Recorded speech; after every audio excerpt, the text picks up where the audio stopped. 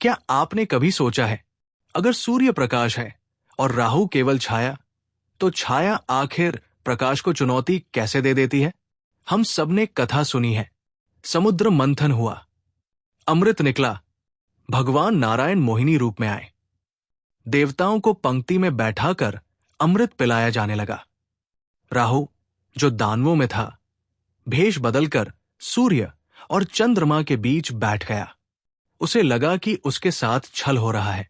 क्षण भर के लिए उसे अमृत मिल गया, पर सत्य अधिक देर छिपता नहीं। सूर्य और चंद्रमा ने पहचान लिया। शिकायत हुई, सुदर्शन चक्र चला, सिर धड़ से अलग हो गया। पर यहां से कहानी समाप्त नहीं होती, यहीं से असली शुरुआत होती है।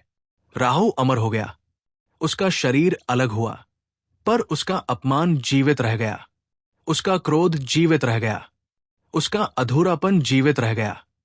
और वही अधूरापन आज भी सूर्य और चंद्रमा से उसकी शत्रुता का कारण है। अब इस कथा को अपने जीवन में उतार कर देखिए। सूर्य क्या है? सूर्य पद है, प्रतिष्ठा है, आत्मविश्वास है, पिता है, शासन है, आपका मैं है। और राहु? राहु धुआं है, भ्रम है, षड्यंत्र है, अचानक 10 गुना वृद्धि या अचानक 10 गुना उलझन है। जब प्रकाश और धुआं साथ बैठते हैं तो क्या होता है? प्रकाश तो रहता है, पर साफ दिखाई नहीं देता। 14 फरवरी से 14 मार्च तक सूर्य उसी स्थान पर आएंगे जहां राहु बैठे हैं। ये योग पंचम भाव से जुड़ता है। पंचम भाव बुद्धि का है, संतान का है, मन का है, रचनात्मक शक्ति का है।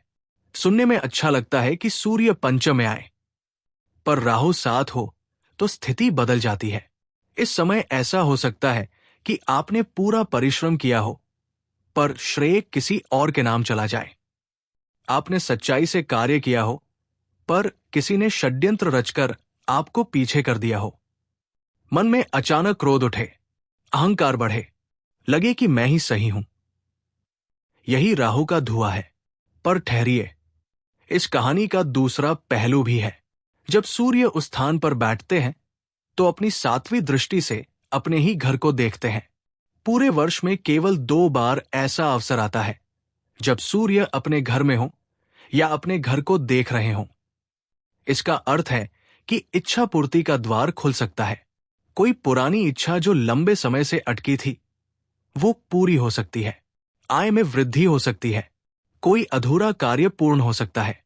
पर शर्त एक है, अभिमान नहीं, स्वाभिमान हो, श्रेय की लालसा नहीं, कर्म की निष्ठा हो, प्रतिस्पर्धा नहीं, साधना हो। लाभ भाव में केतु भी प्रभाव देता है। केतु अभिमान रहित है, त्याग है, भक्ति है। जिसने अपने भीतर नम्रता रखी, जिसने अपने इष्ट का स्मरण किया, जिसने पिता और गुरु का सम्मान किया, वो इस योग के दुष्प्रभाव से बच सकता है। अब एक महत्वपूर्ण समय भी समझ लीजिए। 23 फरवरी से 4 मार्च के बीच ये प्रभाव अधिक गहरा हो सकता है। इन दिनों विशेष सावधानी रखें। वाणी पर संयम, मन पर नियंत्रण, बड़े लोगों से मधुर संबंध, क्योंकि छोटी सी भूल बड़ा परिणाम दे सकती है। और उपाय क्या है? प्रातःकाल सूर्य को प्रणाम, जल अर्पित करें, अपने इष्ट का स्मरण करें, पिता का सम्मान करें। यही साधारण उपाय इस समय आपका कवच बन सकता है। अंत में एक बात याद रखिए, ग्रहण सूर्य को नष्ट नहीं करता, सूर्य का प्रकाश बना रहता है। ग्रहण केवल क्षणिक आवरण है। उसी प्रकार राहु आपके जीवन का प्रकाश नहीं छीन सकता, वो केवल आपकी स्थिरता की परीक्षा लेता है। प्रश्न ये नहीं है कि राहु सूर्य का शत्रु क्यों है। प्रश्न ये है कि जब आपके जीवन में धुआं उठे, तब आपका प्रकाश कितना स्थिर रहता है।